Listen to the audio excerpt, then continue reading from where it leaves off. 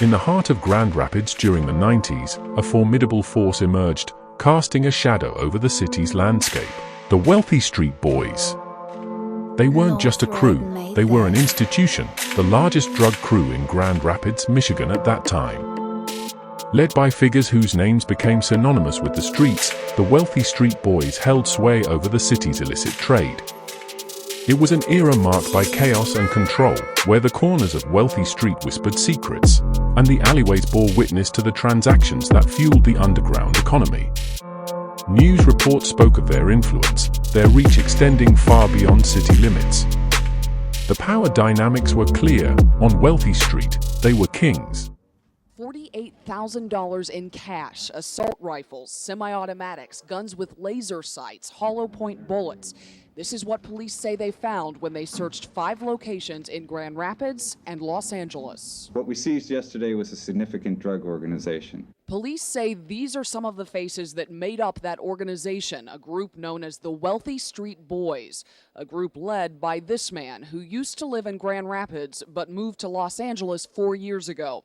Police say 35-year-old Stephen Irvin organized the delivery of 200 kilograms of cocaine and crack with a total street value of $40 million.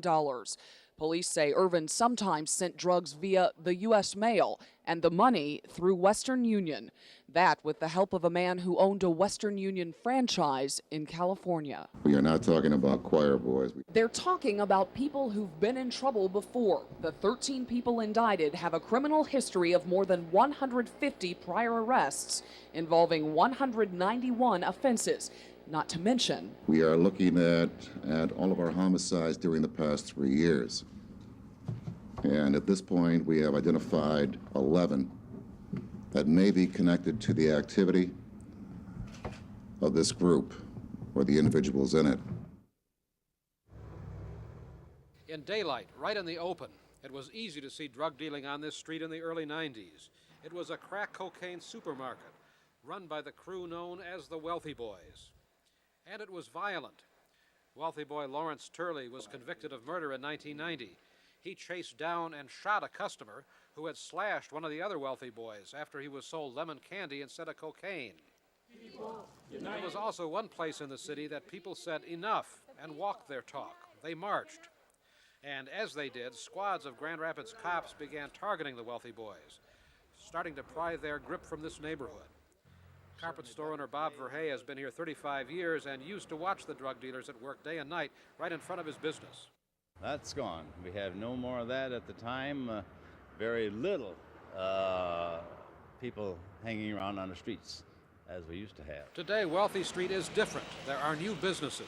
Customers are coming back. Even though the Wealthy Boys' influence has already faded here, some people were happy to hear about the federal indictments. We're happy as store owners to see that the area is being cleaned up because it's more profitable for us that more people can come into the neighborhood and buy. And, you know, we're a family store. We sell to men, women, and children. We want to get as many people in as possible. But time never stands still. The 90s gave way to a new millennium, and the once unified force of the Wealthy Street Boys went to prison and a new era of Uptown emerged, each carving its path in the city's underworld. From the ashes of the Wealthy Street Boys emerged the UNB crew, staking their claim in the Union and Bates streets. A new generation with the same hunger for control. Bemis Street, a name etched into the streets by Daryl Dominic Tompkins, a leader forging his own path. The Bemis Street Gang, a testament to the evolution of power in Grand Rapids. Sherman Avenue, where the hustle never stopped. The Sherman Avenue Hustlers, a force to be reckoned with, navigating the changing tides of the city.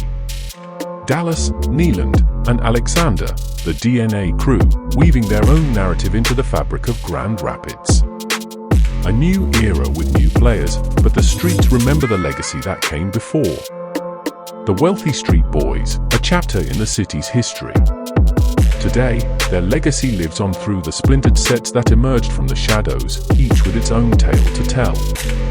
Join us as we navigate the streets, exploring the echoes of the past and the stories that continue to shape Grand Rapids. Rapids, Michigan is my hometown.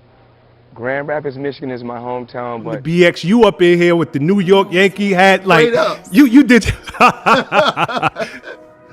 Straight up. Okay, forget about me. Let's talk about you for a second. Flint, Michigan. What was it like growing up in Flint? Well, I'm actually from Grand Rapids. Grand Rapids, Michigan. Okay, So Grand Rapids, Michigan is on the western side of the state. And Grand Rapids, Michigan is more of your Republican style area. It's the second largest city in the state of Michigan, next to Detroit. And it was cool. I grew up in the city, but I grew up in the inner city. Grand Rapids, a city that birthed legends, where the echoes of success resonated through the decades. But as the pages of time turned, so did the narratives that unfolded on its streets. By 2003, the stage was set for a new generation to take the spotlight. The Bemis kids stepped into the void left by their predecessors, ready to make their mark on the gritty landscape of Grand Rapids. The summer of 2003, a turning point for the city. The annual Gus Macker 3 on 3 tournament that started in 1993, a staple in downtown Grand Rapids with the Downtown Jam, took an unexpected turn. A clash between the Bemis Street gang and rivals from Kalamazoo Street escalated into a major gang brawl.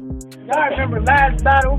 He said, if we was gonna do this, we was gonna do this, not knowing if he do this, and I'ma do this, fuck this strap, he used to hoop with me. We had stumped this pussy out and turned King into that Macker in 03.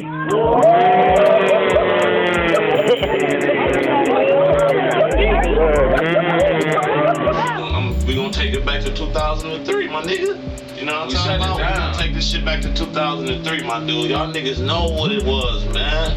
It got so serious, man. Remember we was beefing with your old heads. Despite the tensions, the youth insisted on keeping the tradition alive. The Gus Macker continued in 2004, but in 2005 as the deadline for registration of the event on May 28 began to shine, the shadows of 2 murders in the same week cast a dark cloud over the city and the 3-on-3 tournament was cancelled. Downtown was no longer the venue. The location shifted 15 minutes north to LMCU Ballpark in 2006. Losing some of its allure and experiencing a dramatic reduction in participation. Yet, the streets were alive with a different energy. Bemis and the factions in Uptown were on a mission to make their presence known, no matter the cost. The fights weren't confined to the streets anymore. Malls, movie theaters, downtown transit points, everywhere became a battleground. The clashes escalated from fist fights to real knife and gunplay. Before we dive into the notorious Uptown turf wars, we're taking a detour through the intricate neighborhoods of Grand Rapids. Uptown, the self-proclaimed South Side, surrounded by rivals, former allies, and danger lurking in every corner. To the north, a formidable rival emerges, the Ricochet Mafia, or as they call it, North-North. These guys signal themselves with 2 thumbs up. It's a tale of shifting alliances from allies to rivals and back to mutual respect. Now, just west of Uptown, over the graveyard, we have Highland. Battles between these 2 neighborhoods are etched into the city's history, each corner telling a story of conflicts and allegiances. Even within Uptown, there's a past rival turned ally, the K-Zoo Boys, better known as the Kalamazoo Boys. Bemis, a key figure in Uptown, faced off against them in the infamous 2003 Macker incident that left 8 behind bars. Venture further south over Hall Street, and you'll find the treacherous Oakdale neighborhood, buzzing with activity during the tumultuous 2000s. It's a dangerous terrain where every street corner tells a tale of survival. And then there's Bemis' second main rival, East Avenue. Public battles between these 2 were the stuff of legend, creating a narrative that echoes through the city. Next to East Avenue, we have Madison Avenue. While there were issues, most of it seemed personal rather than fueled by gang rivalry. Fast forward to 2005, the city is a powder keg waiting to explode. The Gus Macker tournament, a beacon of hope partnered with the Grand Rapids public school system, faces cancellation due to escalating violence. On May 28, 2005, the deadline for registration for the Gus Macker. Then, on May 24, 2005, things escalated to a whole new level. After a friend picked Tion Birch up from school at 3 p.m.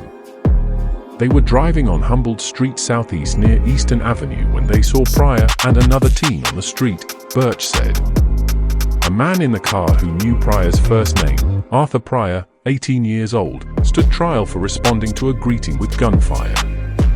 Innocent words turned into a tragedy that would haunt the city.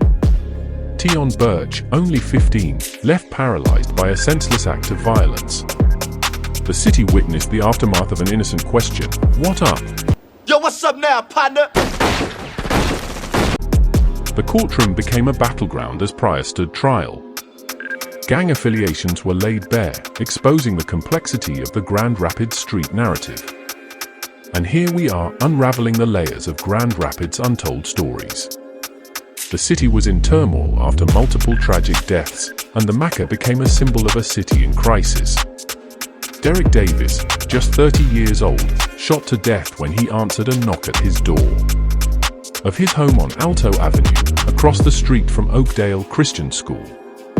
The violence didn't stop there. Charles Red Williams killed in a gunfight on 33rd Street, and a 15-year-old boy hospitalized after being shot and pushed from a car on Alto Avenue. Rumors of violence and retaliation circulated in the city schools, leading Superintendent Bert Bleak to make a tough decision. The Macker, a significant fundraiser for the Grand Rapids public school system, was cancelled. Community outrage was palpable, and the controversy surrounding the cancelled Macker intensified at a time when the beneficiary couldn't afford such setbacks. But that wasn't the end of it. Fights between Bemis Avenue and Ricochet erupted at the Transit and Central High School, a hotspot for gang brawls. Even Jehud Jahan Dickens from Madison and Darrell Tompkins from Uptown attended Central High. As the violence escalated that week, Superintendent Bert Bleak addressed the community, acknowledging the rumors of potential violence and retaliation during the Gus Macker tournament. "It is something we agonized over.